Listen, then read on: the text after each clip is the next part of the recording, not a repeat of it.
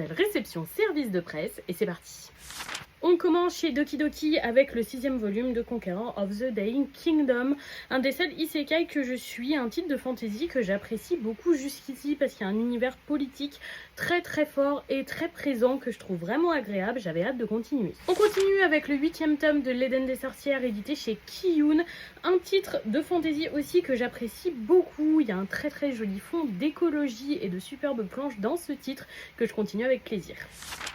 On reste chez Kiyun avec le 5e volume de DRCL, Midnight Children. C'est clairement Michael Jackson sur la couverture. Vraiment. J'aime beaucoup ce titre, je sais qu'il a fait parler de lui en mal avec le 4e tome et un certain événement qui m'a aussi beaucoup dérangé, mais malgré tout j'adore les planches de ce titre, j'adore l'univers autour de Dracula et donc je continue quand même avec plaisir.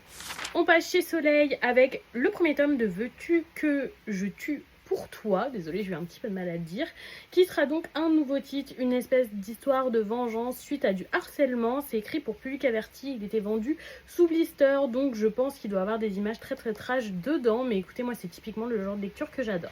Et on termine chez Soleil avec la complète édition de Hunt, c'est un très gros tome, on dirait presque un triple je pense, assez épais, qui reprend donc toute l'histoire. C'est une histoire de loup-garou, mais pas que, ça va être un jeu de la mort dans un univers qui a l'air assez sympathique. Les planches sont par contre un peu vieillissantes, je pense que la série est assez ancienne, donc à voir si ça me plaît.